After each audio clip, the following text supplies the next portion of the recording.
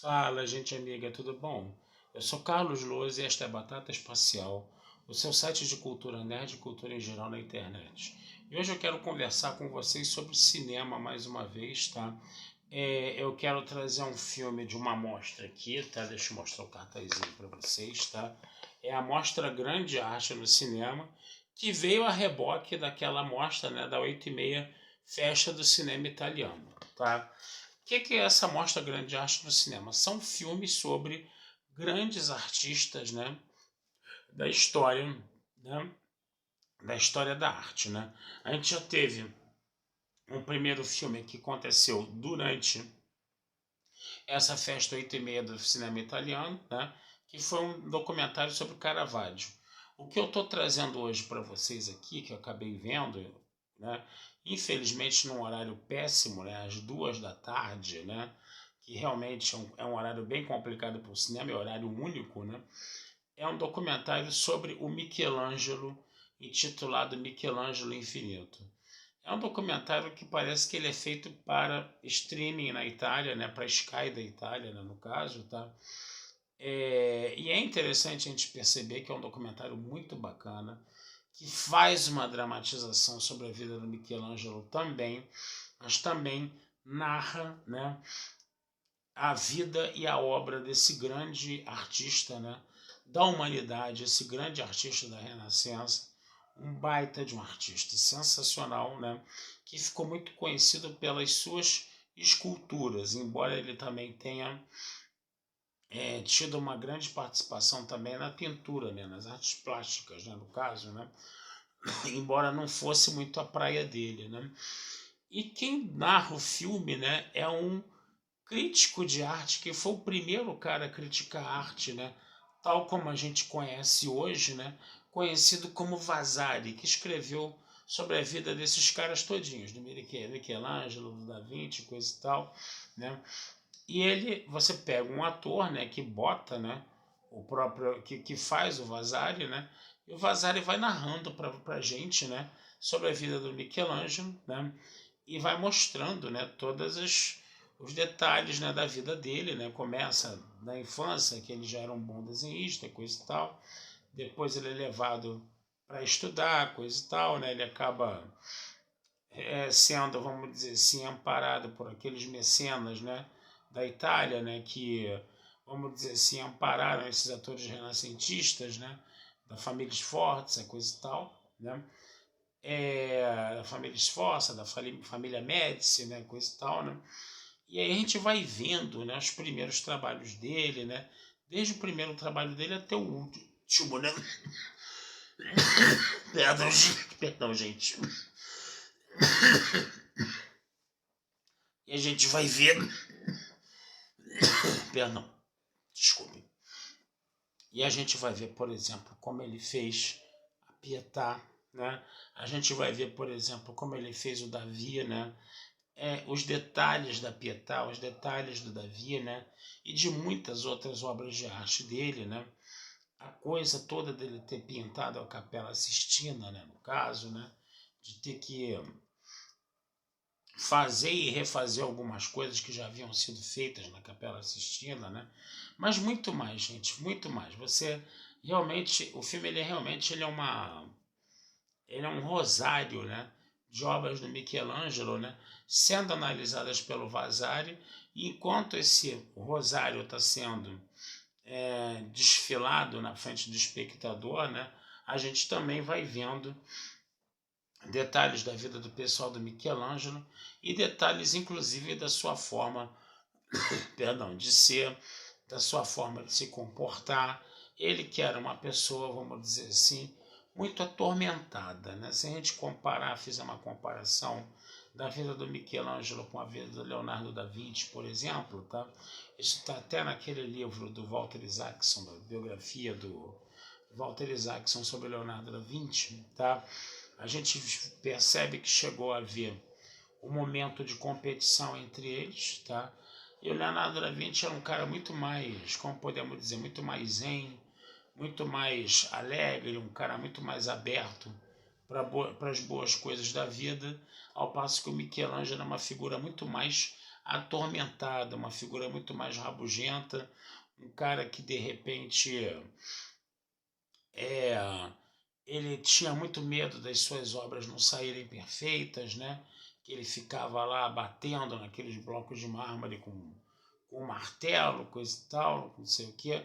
E ele acabou fazendo coisas assim, esse perfeccionismo dele exacerbado acabou fazendo com que ele fosse um gênio, né, gente? A gente pode falar isso. Agora, muito também desse medo dele de não atingir a perfeição, né, fez com que ele tivesse muitas obras inacabadas, né? Um lugar muito bom para você conhecer o Michelangelo, obviamente, é a cidade de Florença, na Itália, onde está lá o museu, o Davi, né, do Michelangelo.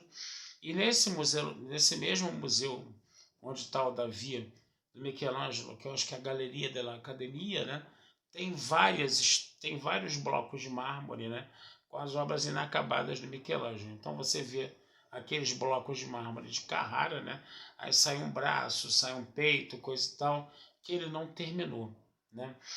E é muito interessante também que o Michelangelo ia à região de Carrara, né, na Itália, onde tem esses mármores de Carrara. Os mármores de Carrara eles ficam nos Alpes marítimos, né? Quer dizer, você está perto do mar Mediterrâneo, tem uma planície assim, tem os Alpes, você vê a neve, né? Dos Alpes, né? No caso, né? Mas no meio da neve você vê umas manchas, por exemplo, uma mancha de cor creme, uma mancha de cor mais avermelhada, que é de onde eles arrancam esses mármores de Carrara. E nessa planície, em frente aos Alpes, vocês veem, perdão, quantidades assim enormes de blocos empilhados de mármore, né? De todas as cores que vocês possam imaginar. Tem mármore branco, mármore creme, mármore avermelhado, mármore verde, mármore azul, mármore amarelo. É um negócio impressionante, tá? E Michelangelo ia nessa região para escolher pessoalmente os blocos de mármore com os quais ele ia trabalhar, obviamente quando ele já estava mais nas graças, né, dos mecenas, né, que apoiavam ele, né? Porque num primeiro momento ele pegava blocos de mármore, vamos dizer assim, de segunda mão, onde ele fez obras assim muito inestimáveis, né? Muito interessantes no caso, né? Uma coisa que é muito legal de falar, gente, é que se fala da Pietà, né? Que a Pietà, por exemplo, ela está em Roma, né? Ela está cercada por uma redoma de vidro, você não pode chegar perto dela. Parece inclusive que foi um turista brasileiro que, quando ela ficava mais exposta, mais disponível para o público, acabou fazendo uma besteira lá, acabou quebrando um pedaço dela. Essa lenda, tá? Eu não tenho confirmação disso não, tá? Não estou espalhando fake news aqui não. Dizem, tá? Dizem, isso é informação que precisa ser checada e confirmada, tá? Dizem que isso aconteceu e a partir desse momento a Pietà ficou encerrada dentro de uma redoma de vidro e ninguém mais pode chegar perto dela, né? Mas aí, perdão, na Catedral de Brasília, gente, vejam só, aqui no Brasil, tá? Na Catedral de Brasília tem uma réplica perfeita da Pietà, a única réplica do mundo da Pietà, tá? E ela tá lá bem pertinho, cara, para o público que quiser ver, você pode encostar, você pode chegar bem perto dela e aí você consegue ver, né, as nuances, a perfeição, né, de como, né, o Michelangelo ele fez essa obra tão importante, né, para a história da arte mundial, né, no caso, né. Então, se você não consegue ir até Roma, você não consegue ir até a Basílica de São Pedro, onde a Pietà está, você pode ir a Brasília, tá? E você, dentro da Catedral de Brasília, você vai ter uma réplica da Pietà bem pertinho para você ver, bem pertinho para você curtir todos os nuances e detalhes dela. E a Capela de Brasília, e a Catedral de Brasília é daquela coisa, né? É uma arte moderníssima, né? Do Oscar Niemeyer, coisa e tal, né? E de repente você, no meio daquela arte toda moderna, né?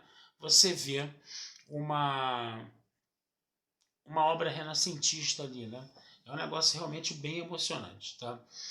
Mas voltando ao filme, né? A gente vai vendo, perdão, os últimos momentos do Michelangelo também, né?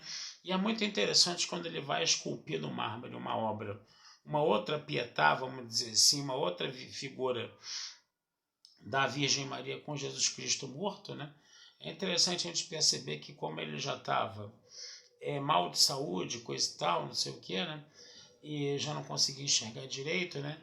Ele fez uma última Pietà um tanto quanto inacabada, né? E aí você só vê os traços, né? Do rosto, do corpo, né? Das pessoas. E é muito interessante como ela acaba se assemelhando muito a uma obra de arte moderna, né? Tem uma coisa assim meio cubista, tem uma coisa assim meio poligonal, né? Dessas coisas da arte moderna que a gente vê no século XX, né? E é muito interessante perceber, né?